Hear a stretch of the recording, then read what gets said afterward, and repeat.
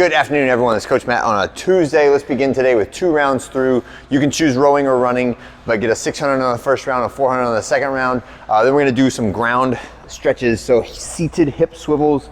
This is one of my favorite hip exercises to do. You can tune this up or down depending on how aggressive you wanna be. If you're kind of tight-hipped, then you're gonna need to sit back a little further. If you wanna get a little more aggressive with it, then start inching your hands forward and leaning over that front leg. But whatever you do, try to keep your feet planted. Don't let them slide away from you when you do those, okay? Next one, scap push-ups. So do some shrug back, shrug forward. Notice my elbows don't bend, but my torso is moving up and down because my shoulder blades, which hold the ball of the humerus in them, the shoulder blades are moving forward and backward around my rib cage, and that's what's creating that deflection on my body. Those are very important muscles to train. They help set your posture and put your shoulder and all of your pec, your pushing muscles and your lat and the scapular muscles, the pulling muscles, they put them all in the right place to apply force to the upper arm so that when you do your pushing motions like a bench press or pull up, that your arm, your rotator cuff and all of the muscles in there are in the right place, all right? Next we're gonna do some slow cat-cows. So just arch up, arch down, nice and slow, arch up, arch down. Don't push into any like pinching or stabbing pain on that, just gentle stretches. Next one is some slow toe touch to overhead reaches. So you can round your back and then curl and reach all the way up overhead on your toes, and then finish with some standing quad pulls.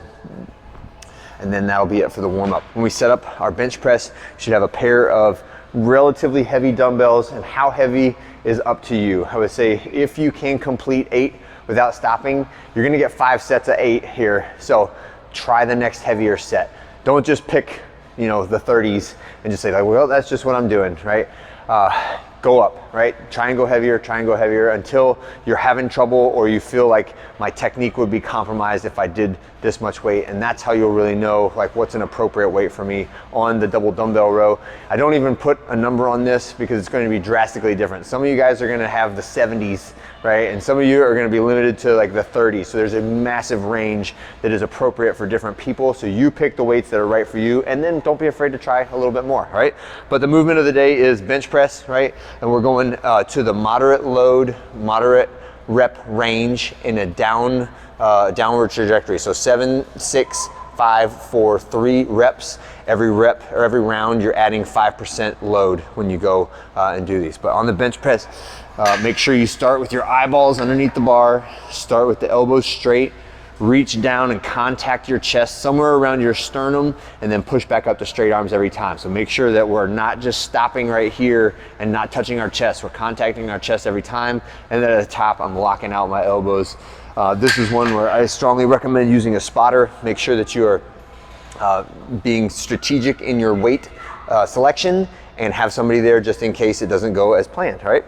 Double dumbbell row, all right? We're just in the bent over position. Both hands pull at the same time. Try to touch those dumbbells to my rib cage and try not to use any momentum from the legs or from the back when I do it. It's a strict pull from the shoulders. And you can get a little bit more out of this if you will kind of shrug and round forward, and then you get that shrug to set your posture at the beginning of every rep. It actually increases the range of motion, and you'll feel a little bit more of that soreness in those scapular muscles if you'll do that. And it's just the upper back that we want to do that on, okay? The next workout is run, slam, and burpees, right? So 600, 400, 200 meter jog to start each round, and then 12 slam balls, so all the overhead, slam it and catch it, and then 12 burpees, so to the ground, and up and overhead. So you can tell how to scale this workout. You don't really need to scale a slam ball, don't really need to scale the burpee, don't really need to scale the distance. It's all just on the effort that you put into this. So if it's like I'm jogging and I'm doing slam balls and I'm doing burpees, this is a very different workout than like 3, 2, 1, go, and I sprint out the door for that 600 meter run and then right to my slam balls. So you control the intensity of this one by the rest you take, the effort you put into each exercise. To some extent, maybe you get a 30-pound slam ball versus a 20-pound slam ball. That'll change it a little bit. But it's more the speed with which you do these exercises that will determine the metabolic impact of it and how much you want to put in or get out of it, okay? So that's how you would kind of tune this up or down depending on what kind of day you're having today. All right, that's it. I'll see you guys next time.